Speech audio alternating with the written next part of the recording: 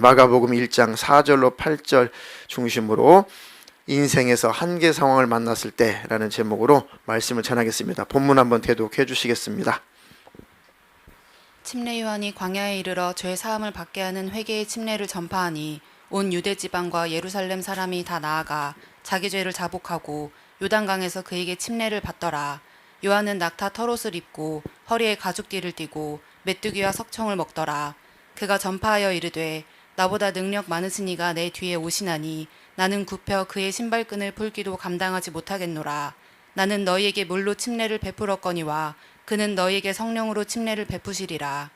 아멘. 아멘. 아멘. 우리가 신앙생활하면서 여러 가지 한계에 부딪힐 때가 있습니다. 인생의 한계 중에서 먼저 신앙생활에 한계에 부딪힐 때가 있습니다.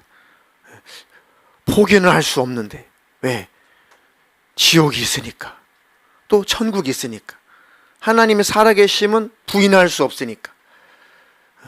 신앙생활을 잘하자니 무언가에 의해서 넘어졌고, 그냥 좌절한 상태에서 그냥 내려놓자니, 버려버리자니 멸망할 것 같고, 지옥은 들어가기 싫고, 그렇게 이 사면 초과에 도달했을 때, 그런 상황이 있을 때, 그리고 더 내가 회복을 하고 싶은데 회복이 되지 않을 때, 원인이 뭘까?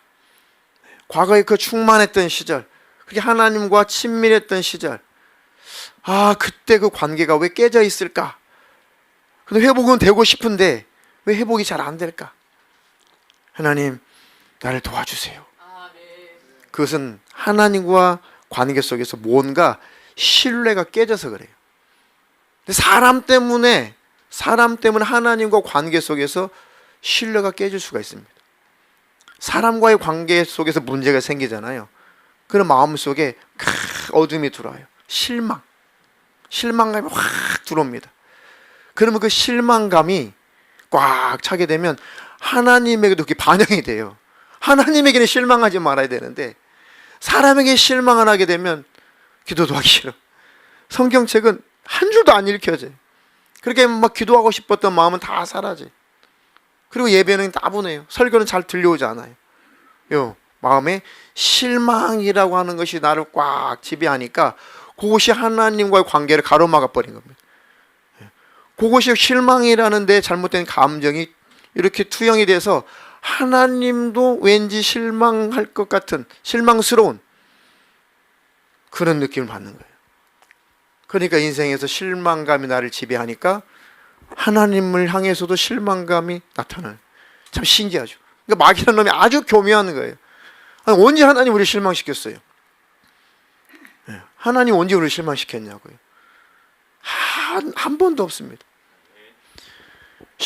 성경을 보면은 우리 믿음의 선배들이 쭉 있죠. 믿음의 선진들을 바라보면 다는 우리가 나열할 수 없지만 노아를 보세요. 노아는 자식이 없었는데 500세가 되니까 드디어 하나님이 자식을 줬어요. 500세부터 셈, 함, 야벳 이런 세 아들을 줬어요. 그리고 나서 결혼을 시켰습니다. 이제 세 아들을 얻었고, 물론 딸들은 기록되지 않았으니까 성경에, 어쨌든 세 아들을 얻었고 세 잡을 얻었어요. 며느리를 얻었어요. 세 며느리를 얻었어요. 그리고 이제 좀 노아가 살만해요. 하나님, 내가 500세에 아들을 주기 시작하시더니 세 아들이나 주시고 또 참 훌륭한 이 자부들, 며느리도 주시고, 아이고 하나님 감사합니다. 하나님 살만하게 하시니 감사합니다. 그런데 하나님께서 청청병력 같은 소리를 내죠. 노아야, 성경에 그렇게 구체적으로 기록되지 않았지만 이 지구를 다 내가 멸절시켜야겠다. 내가 싹 다 심판해서 다 쓸어버리겠다. 네 눈에 안 보이냐? 네 눈에는 안 보이니? 이 폐기한 이 죄악 덩어리 인간들이 안 보이니? 이 가득한 이 죄가 관영한 이 땅이 안 보이니? 노아가 할 말이 없죠. 그 할 말이 있었으면 하나님, 그래도 괜찮지 않아요? 했을 텐데 노아가 봐도 이것은 하나님의 심판이 올 수밖에 없는 상황이다. 그런데 너는 내게 은혜를 입었다. 그러니까 너는 너와 내 자식과 내 아내, 네 자부들 내가 구원할 테니까 산 꼭대기에 올라가가지고 잣나무로, 고펠나무죠, 그것으로 방주를 지어라. 네, 큰 배를 지어라. 어떻게 지으면 되나요? 잣나무로 짓는데, 고펠나무를 짓는데 뭐 크기는 어떻게 해요? 이렇게죠. 길이는 150m가 돼야 돼. 150m. 그리고 이 너비는 50규빗, 5, 25, 25m 가야 돼. 그리고 배의 높이는 30규빗, 3, 55, 15m 가야 돼. 지금 현대인의 기준으로 오른팔, 아니 팔꿈치부터 오른 손가락까지가 한 규빗이거든요. 그냥 50cm를 잡는단 말이에요. 그러니까 300규빗이라고 했으니까 길이가 3, 55, 150m죠. 그런데 보니까 거인 족속도 있었어요. 성경에 안악 족속도 있었어요. 그럼 유전자라고 하는 것은 점점 좋은 유전자는 사라져요. 그러면 아담이 조그만했는데 후대에 거인 족속이 나올 수가 없어요. 그럼 아담은 최소한도 후대보다 컸다는 얘기입니다. 키가. 이해가 되시죠? 그죠? 유전자, 좋은 유전자 자꾸만 없어지는 거니까. 그죠? 그럼 아담보다도 더 큰, 더 키가 크고 더 우람한 존재가 나올 수 없어요. 그럼 성경에 거인 족속도 있었다 보니까, 이거 성경에 정확히 기록되지 않았지만 예를 드는 거예요. 그러면 이 과학적으로 아담은, 그 조상 아담은 최소 그만큼은 됐을 거 아니에요, 이거죠. 그렇게 따지면 한 규빗의 기준은 얼마나 많이 늘어나는 겁니까? 이해되시죠? 네. 자, 성경 구체적으로 기록되지 않았기 때문에 어쨌든 지금의 버전으로 우리가 환산을 해도 길이가 300m 이상이에요. 너비가 25m 이상, 높이는 15m 이상입니다. 그게 양의 수만 마리를 실을 수 있는 양입니다. 암수 한 마리씩 다 실을 수 있는 양이에요. 과학적으로 다 증명이 됐죠. 어떤 파도가 쳐도 전복되지 않는 그런 설계입니다. 그게 최고의 설계죠. 제가 옛날 중고등부 설계할 때 그거 구체적으로 다 설명했어요. 네. 우리 하나님은 과학을 초월하신 분이시지만 과학적으로도 충분히 근거가 있다. 그런데 노아가 그 방주를 지을 때 1년도 아니고 10년도 아니고 20년도 아니고 비가 내릴 만한 어떤 가능성도 안 보이고 한 번도 그런 홍수가 내려 본 적도 없고 경험해 본 적도 없고, 그래도 노아가 끝까지 방주를 지었고 결국 홍수가 났고 그 방주 안에 들어가서 구사일생으로 그 가족들 8명의 가족들이 살 수 있었던 것은 하나님을 향한 신뢰죠. 신뢰. 하나님을 향한 신뢰입니다. 신뢰예요. 야, 하나님을 신뢰하면 결국 구원의 맛을 보는구나. 축복이 많구나. 그래, 내 눈에, 내 생각에, 내 판단에, 내 지식의 수준에 도무지 이해가 안 가는 상황, 도무지 그 한계 상황이 있을 때 그래도 내가 하나님만은 놓치지 말아야겠다. 하나님만 한번 신뢰 한번 해보자. 아멘. 그리고 쭉 세월이 흘렀어요. 그리고 하나님께서 이제 아브라함 불렀습니다. 아브라함아, 내가 말이야 지시할 땅으로 너는 가. 내가 하늘의 별처럼 네 자손들을 중대하게 해줄게. 바다 위의 모래처럼 네 자손들을 아주 중대하게 해줄게. 너를 축복해 줄게. 네가 말해 네 후손이 대적의 문을 얻을 거야. 너는 축복의 근원이 될 거야. 오, 하나님 감사합니다. 그러면 가는 대로 가죠.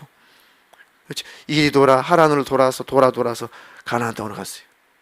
돌고 돌아오고 아무리 기다렸는데 자식이 없어요. 그러니까 아이고, 하나님도 약속을 하시면은 지키시긴 지키실 텐데 왜 내 나이가 70이 훌쩍 넘고 80이 훌쩍 넘었는데 자식이 없나? 그래가지고 위기가 찾아왔어요. 하나님을 신뢰하고 싶은데 자기 몸을 보니까 자식을 낳을 수 없는 몸이 되어가요.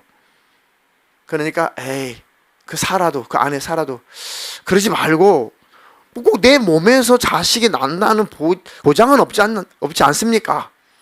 내 자식을 통해서, 그러니까 사라가 내 태를 통해서 나온 자식이어야만 꼭 당신 자식만은 아니잖아요. 내 몸쪽 하갈이 있으니까 하갈을 통해서 자식을 낳아도 결국은 당신 자식이니까 그 자식을 통해서 될 이유면 되지 않습니까? 그 소리를 듣고 아브라함도 동의를 했어요. 그래서 낳은 자식이 이스마엘입니다. 이스마엘. 그때 난 자식 이스마엘이 역사적으로 지금까지 거의 대부분 중동 지역에서 살고 있죠. 대부분 다 그들은 무슬림이 돼버리죠. 중동 지역에 사는 사람 다 무슬림은 아니에요. 그래서 대부분 다 거의 이제 무슬림이 됐습니다. 그리고 계속 아브라함의 장자는 이스마엘이라고, 무슬림을 섬기는 무슬림들은 아브라함의 장자는 이스마엘이라고 엄청나게 강조해요. 그 이삭은 장자가 아니라고, 사라를 통해서 난 이삭은 장자가 아니라고, 그래서 엄청나게 자기들이 우두머리라고 계속 이스라엘을 공격하잖아요. 그 성지, 그 황금돔을 뺏지 못해가지고 그 이스라엘의 황금돔을 탈환하려고 하고, 또 이스마엘을 섬기는 그 무슬림들은 그곳을 지키려고 하고, 지금도 피 터지게 싸우고 있어요. 아브라함이 하나님이 신뢰하지 못하고 한 번 실수한 것이 역사적으로 지금까지 어마어마한 불행한 결과를, 피비린 나는 전쟁이 지금도 일어나고 있습니다. 저 중동 땅에, 팔레스타인 땅에. 그 아브라함을 하나님께서 하나님을 신뢰할 수 있는 믿음의 사람으로 자꾸 만들어요. 복의 근원이 되도록. 그런데 이제는 90세가 됐어요. 이스마엘도 이제 키가 컸고 소년이 됐어요. 90이 됐어요. 그리고 100세가 다 됐어요. 100세가 다 됐어요 이제. 그래도 사라에게서 자식이 없어요. 하나님은 아니야, 하갈에서 태어난, 몸쪽에서 태어난 자식, 내가 약속한 자식 아니야. 네 아내 사라를 통해서 난 자식이라야 내가 약속한 자식이야. 근데 하나님, 도대체 사라는 이제 여자로서의 기능이 완전히 사라졌고 100세가 다 돼가는 나도 남자로서의 기능이 완전히 다 소멸됐는데 도대체 어떻게 하라고 하십니까? 라고 속으로 아브라함은 따질 수 있겠지만 끝까지 하나님 앞에는 따지지 못했어요. 그 하나님께서 끝까지 그 하나님을, 그래도 하나님을 신뢰하고 하나님께 기다려보고 한 그 아브라함에 찾아왔습니다. 이제 내 다음 해에 이제 내가 다시 돌아올 텐데 네 안에 사라에게서 아들이 있을 것이다. 알겠습니다. 사라는 키득키득 웃었죠. 신뢰가 안 돼. 사라가 왜 웃냐? 네가 나를 웃냐? 네가 나를 비웃냐? 네가 나를 비웃어? 사라가 키득키득 웃었어요. 왜?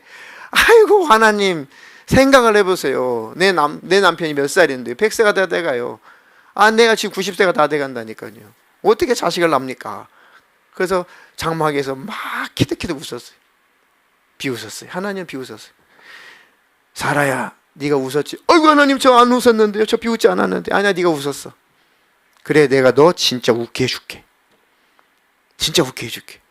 그래서 그 아들의 이름이 뭡니까? 이삭의 이름이 뭐예요? 웃음이라는 뜻이 웃음. 그래서 이삭을 사라가 안고 얼마나 웃었습니까? 얼마나 기뻐했어요. 우리는 하나님을 때때로 신뢰하지 못해서 하나님 비웃었는데 하나님 약속을 반드시 지키신다 이거예요. 그것을 뚫고 지켜버리세요. 네가 나를 비웃었어? 근데 나는 한 약속이기 때문에 네가 나를 그렇게 취급했지만 나는 너에게 한 약속 반드시 지킨다. 네가 나를 웃었어? 그래, 진짜 웃게 해줄게. 우리는 하나님을 때때로, 우리는 그렇지 않지만 실수할 때가 있지만 하나님 실수하지 않아요. 아브라함과 사라가 그 자식 이삭을 100세에 난 아들을 끌어안고 얼마나 기뻐했어요. 얼마나 많이 웃었습니까? 잔치를 벌였죠. 잔치를 벌여. 그 하나님을 신뢰합시다. 하나님을 떠나지 않으면, 하나님을 버리지 않으면, 하나님 품 안에만 거하면 반드시 하나님 웃게 하셔요. 회복을 시키십니다. 그 하나님을 꼭 붙잡으시기를 주님의 이름으로 축원합니다. 축원합니다. 또 한 사람 더, 누구 또 한번 예를 들어볼까요? 성경 쭉 한번 훑어가 보세요. 그 다음에 하나님께서 이삭을, 그 다음에 야곱이라는 인물, 아주 태생부터가 이 잔머리, 전문 용어로 잔대가리. 아주 발달한 사람이에요. 뱃속에 있을 때부터 지가 먼저 나오겠다고 쌍둥이인데 그 발목을 막, 형 에서의 발목을 잡고 막 그랬잖아요. 그 이름이 야곱이에요. 야곱이라는 뜻은 무슨 뜻이에요? 사기꾼. 사기꾼이라는 뜻입니다. 얼마나 머리를 굴린. 그래서 이미 그 엄마에게 하나님이 말씀하셨어요. 두 번째 나온 놈이, 둘째가 유업을 얻을 것이다. 축복을 받을 것이다. 그래서 야곱이가 가만히 기다리면 되잖아요. 어차피 하나님께서 딱 확정 지셨으면은 야곱을 통해서 하나님께서 메시아가 오게 하실 것이고, 그 씨를 통해서 야곱을 통해서 구원을 이룰 것이고, 야곱을 통해서 하나님이 일하실 거란 말이에요. 그 아브라함 후손을 통해서 예수님이 오신 거니까, 그 예수님이 오시는 그 일에 쓰시는 복, 그게 야곱에게 약속하신 복입니다. 그럼 예수님이 오시는 그 일로 야곱을 하나님이 쓰시겠다고, 그 혈통을 통해서 쓰시겠다고 하나님이 약속하셨으면 그의 삶은 보장된 거예요. 그는 죽지 않습니다. 그는 멸망하지 않아요. 이해가 됩니까? 내가 야곱아, 너의 씨를 통해서 내가 내려갈 거야. 메시아가 올 거야. 그러면 그 야곱은 메시아가 그를 통해서, 그 씨를 통해서 오신다는 약속을 하나님 하셨기 때문에 야곱은 절대 그 약속이 이루어질 때까지 죽지 않아요. 절대 멸망하지 않습니다. 우리에게도 하나님의 축복이 있으면 절대 망하지 않습니다. 하나님의 약속을 받았다면 절대 우리는 실패하지 않아요. 실패한 것 같아도 반드시 하나님이 회복시키시고 하나님 성공하게 하실 겁니다. 근데 야곱은 못 견뎌요, 못 견뎌. 그래가지고 팥죽으로 사기를 치죠. 죽을 끓여가지고 장자권을 내가 얻었다. 그렇다고 장자권을 얻는 것이 아니에요. 하나님께서 축복해야 장자권이 있는 겁니다. 영적인 장자권이 있는 겁니다. 근데 야곱은 자기가 가지고 있는 그 축복권이 잘 먹고 잘 살고 부자 되고 그런 축복으로 착각을 했어요. 그래가지고 그 축복권 자기가 따냈다고 착각을 한 거예요. 근데 에서가 죽이려고 하니까 막 도망갔어요. 어디로 도망갔어요? 자기의 잔꾀를 못 버리면 하나님께서 광야길로 인도하십니다. 갈 데가 없어요. 야, 어머니가 말씀하셨지. 네 외삼촌 라반의 집으로 가라. 그래, 라반의 집으로 딱 갔어요. 이야, 갔더니 막 부자의 부자, 삼촌이. 그리고 거기 아리따운 라반의 딸들도 있어요. 오, 그러니까 이제 횡재는 만난 것 같아. 많은 이 부잣집, 그리고 아름다운 딸들. 이제 모든 인생이 드디어 내가 축복권을 받고 왔더니, 축복 기도 받고 왔더니 드디어 이제 열리는구나. 드디어 나는 이제 그 응답을 받는구나. 그래가지고 이제 라헬을 얻어서 또 뭐 한번 사기를 당하죠. 그리고 나서 또 레아를 얻었죠. 또 일을 했는데 사기를 당하죠. 자기가 사기꾼이니까, 자기 잔꾀로 인생을 살아보려고 하니까 하나님께서 그보다 더 한 단계 뛰어난 사기꾼을 만나게 하시는 거예요. 무너질 때까지. 라반은 선수 중에 선수예요. 야곱도 선수인데 선수가 선수를 만난 거예요. 그게 더 라반 삼촌을 만나가지고 엄청나게 인생에 사기를 당하죠. 21년 동안 사기 당하죠. 아, 내가 이제 사기 고만당해야겠다. 그리고 자기가 가지고 있는 그 양떼, 약떼, 소떼 다 데리고, 처자식 다 데리고 야반 도주를 한단 말이에요. 얼마나 비참합니까? 그런데 그 삼촌이 막 쫓아가요. 막 죽이려고 합니다. 죽이려고 그랬죠. 그런데 하나님께서 지켜주셔가지고 여차저차해서 그 외삼촌 라반의 손에서 하나님이 벗어나게 주셨어요. 아이고, 됐다. 이제 이 소유 내 거다. 그리고 이제 야복강을 건너서 자기 고향 땅으로 가려고 했는데 먼저 정탐꾼을 보내죠. 정탐꾼이 뭐라고 그래? 돌아와서 위기가 왔습니다. 큰일 났습니다. 당신의 형이 그 집에서 기른 400명이나 되는 칼을 잘 쓰는 그 군사를 데리고 당신 목을 따려고 지금 오고 있습니다.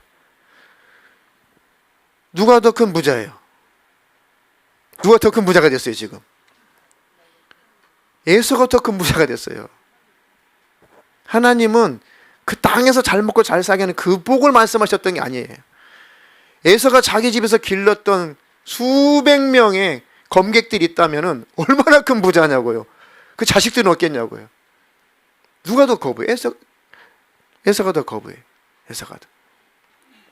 근데 야곱은 그 조금 재산 모아놓고 성공했다고 금위환영하고 있는 거예요 지금. 야, 고향 땅으로 돌아가려. 저 시골에서 힘들게 어렵게 공부하시고 이제 도시로 올라오시는 분들의 최고의 꿈이 뭡니까? 자수성가하는 건데, 자수성가의 기준이 뭡니까? 저희 때에 자수성가했다는 그 표식이 뭡니까? 시골에 내려갈 때 명절에 갓 끓인 자 끌고 각 그림자 딱 까만색 각 그림자 딱 끌고 고향 땅에 쫙 내려가면 오 이거 누구 집 차냐 이거 누구 집 차냐 그거 한번 보여주고 싶었던 것이 저희 때에 저희 또래 때에 꿈이었어요. 꿈. 성공의 기준이었습니다. 네. 그것까지 영생 못해요. 각그랜저 가지고. 그렇죠? 네. 각그랜저 가지고. 각그랜저 타지 말라는 건 아닙니다. 뭐 지금 뭐 각그랜저 따위는 취급도 안 하죠. 더 좋은 차 많으니까 좋은 차 타세요. 그건 죄라는 게 아니에요.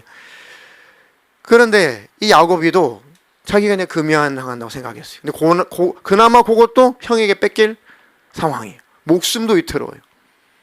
그리고 또 꾀를 부려요. 재산을 양떼를 한 떼, 두 떼, 세 떼로 나눠요. 자식들도 한 떼, 두 떼로 나눠요. 그리고 자기는 맨 뒤에 있어요. 나쁜 놈이죠, 인격적으로.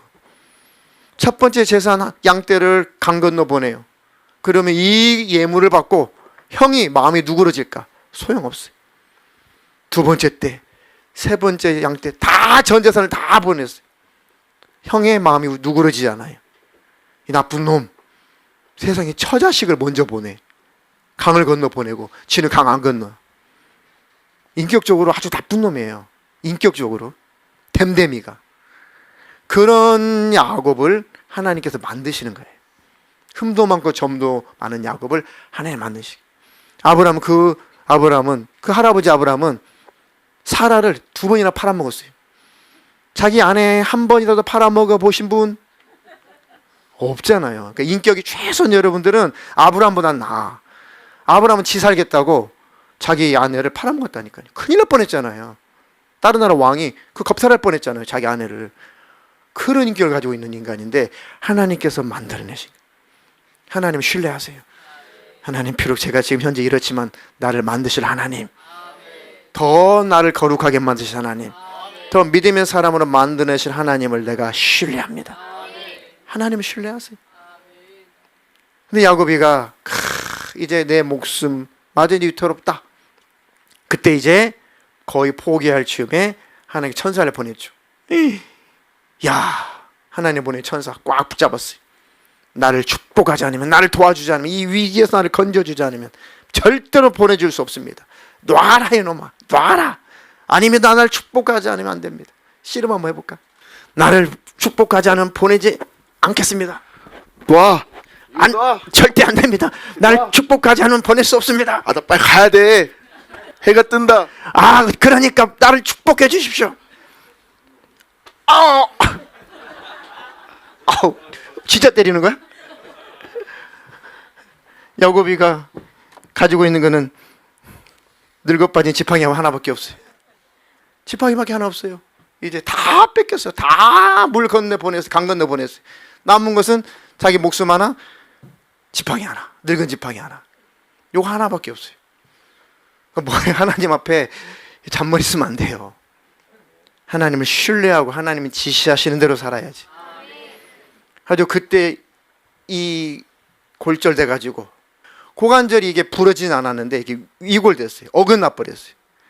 지금은 잘 맞추면 되는데 그때는 뭐 카이로프라틱이니 뭐 이런 정형외과 없다 보니까 그대로 굳어가지고 제자를 못 돌아가지고 야곱은 죽을 때까지 지팡이를 짚고 다녔어요. 왜? 하나님이 지팡이를 보면서 내 잔꾀로 안 되는구나, 내 수단으로 안 되는구나, 내 머리로 안 되는구나, 하나님을 신뢰하지. 히브리서에 보니까 성경에 야곱이는 죽을 때 그 지팡이를 머리맡에다 두고 그걸 의지해서 죽었어요. 그 지팡이가 누굽니까? 예수. 예수님 의지해야 되는구나, 하나님 의지해야 되는구나. 그렇게 만들어냈어요. 그리고 나서 이제 에서를 만났습니다. 쩔뚝쩔뚝하고 에서를 만났어요. 하나님과 화해하고 하나님과 하나가 되고 회복이 되면 원수라도 하나님은 손잡게 하시. 잠언서에 나오죠. 그 누가 그걸 해봐요? 에서의 마음을 하나님이 다 무너뜨렸어요. 죽을 것 같았겠죠. 환도뼈가 부러지고 일골되고 죽을 것 같죠. 끝났나? 이제는 도망칠 수도 없어요. 나는 죽는구나, 나는 끝났구나. 그래서 이제는 나를 죽여주십시오. 끝났습니다. 딱 갔는데 웬걸 하나님께서 그 형 에서의 마음을 확 녹아내리게 만들어가지고 에서가 막 얼싸고 끄라고 눈물 흘리면서 네가 어떻게 이렇게 됐냐. 형님 내 선물 좀 받으십시오. 야, 이 선물 내가 왜 이 선물이 필요하겠니? 나는 충분하다. 다 네가 가져라. 오히려 내가 너를 호위해주는 경호대장이 되어줄게. 이렇게 하나님께서 전화위복으로 갚아주시는 거예요. 하나님을 신뢰하면, 하나님 의지하면. 아멘. 아무리 위기가 찾아와도, 죽을 것 같은 상황이 찾아와도 그래도 하나님만은 꼭 붙잡으세요. 아멘. 걸어오라. 예수님께서 베드로에게 야 이제 물 위로 걸어와라. 나를 믿고 한번 걸어와봐. 나를 믿고 걸어오면은 첫 번째 네가 물이 걸어올 때 실패했지만 이제 두 번째 예수님이 예수님 바라보고 베드로가 물에 퐁당 뛰어들어서 예수님 바라보고 걷죠. 그때는 두 번째는 성공했습니다. 왜? 예수님을 신뢰했으니까. 첫 번째는 바다에 빠져가요. 왜?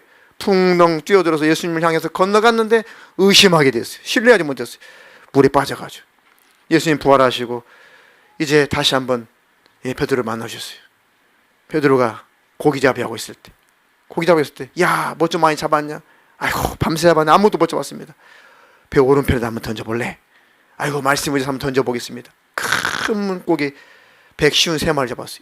야, 저분이 예수시구나. 선생님이시구나. 그래가 너무 반가가지고 배에서 확 뛰어내려가지고 물 위를 걸어서 그 강가에 나갔는데 빠지지 않았어요. 왜? 끝까지 예수님을 신뢰하는 베드로로 만들었습니다. 그러니까 빠지지 않았어요. 아멘. 그렇게 하나님을 신뢰하면 모든 인생의 한계 속에서 하나님은 그 위기를 벗어나게 하십니다. 두 눈을 조용히 감으시고 두 손을 가슴에다가 이렇게 한번 얹겠습니다.